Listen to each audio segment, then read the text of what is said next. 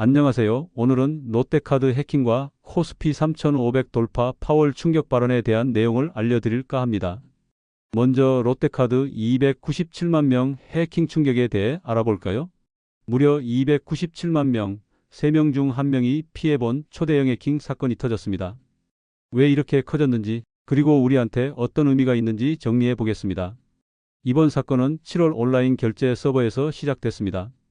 외부 침입 흔적이 발견됐고 이후 조사에서 무려 200GB에 달하는 고객 정보가 반출된 사실이 드러난 거죠.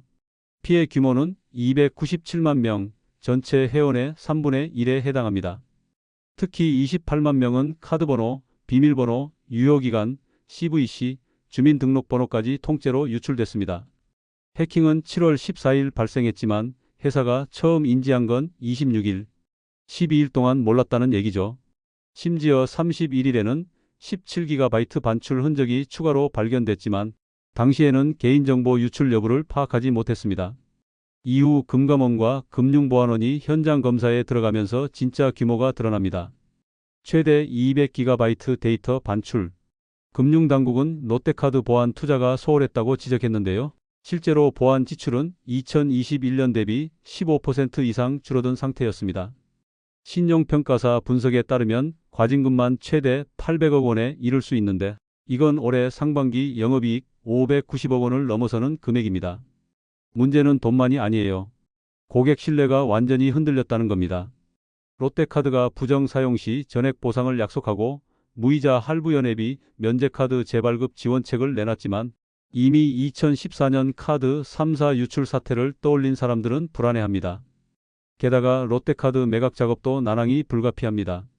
모회사 MBK파트너스는 이미 매각을 시도했다 실패했는데 이번 해킹이 추가 악재가 된 셈이죠. 우리가 할 수 있는 건 뭘까요? 우선 본인 카드가 유출 대상인지 확인하는 게 첫 번째. 또 온라인 결제 시엔 카드 직접 입력보다 간편결제나 가상카드 번호 사용이 더 안전합니다. 비밀번호는 주기적으로 바꿔주는 게 기본이죠. 이번 사태는 단순한 보안 사고를 넘어 금융사 신뢰 문제와 직결됩니다. 과연 롯데카드가 신뢰를 회복할 수 있을까요? 그리고 금융당국은 이번에 얼마나 강력한 칼을 휘두를까요? 다음은 코스피 사상 최고치 반도체 랠리로 3,500 돌파하나? 3,461. 코스피가 사상 최고치를 찍었습니다. 이제 목표는 단 하나, 바로 3,500 돌파입니다. 오늘은 코스피 상승 배경, 반도체 랠리, 개인 매도세라는 변수까지. 앞으로 시장이 어떻게 흘러갈지 정리해 드리겠습니다.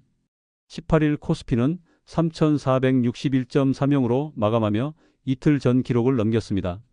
불과 1.1%만 더 오르면 처음으로 3,500을 돌파하는데요. 코스닥도 함께 오르며 분위기를 달궜습니다. 이번 랠리를 이끈 건 역시 반도체입니다. 외국인이 삼성전자 본주와 우선주를 나란히 1, 2위로 집중 매수했고 이달 들어서만 삼성전자 본주를 3조 원 넘게 사들였습니다. SK하이닉스는 이날 6% 가까이 뛰며 종가 기준 처음으로 35만 원을 돌파했습니다. 단순히 HBM만이 아니라 일반 메모리 수요까지 살아나면서 반도체 전반 랠리로 확산되는 분위기입니다. 반도체만 오른 건 아닙니다.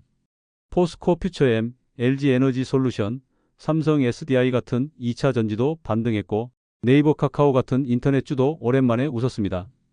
LG전자는 테슬라 로봇 공급망 기대감으로 5% 넘게 급등했죠. 여기에 미국 패드의 금리 인하가 불을 붙였습니다. 파월 의장이 보험성 인하라는 표현을 쓰며 추가 인하 가능성을 남겼고 투자 심리가 급격히 살아난 겁니다. 이제 중요한 건 지속 가능성입니다.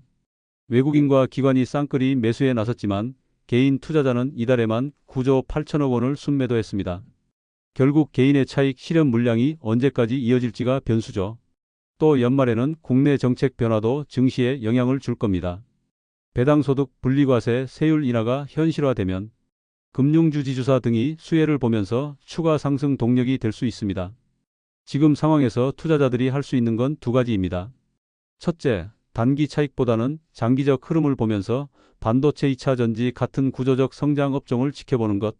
둘째, 정책 변수까지 고려해서 금융주나 배당주도 체크해 두는 겁니다. 코스피 3,500 역사상 처음 보는 숫자가 눈앞입니다. 과연 연내 돌파가 가능할까요?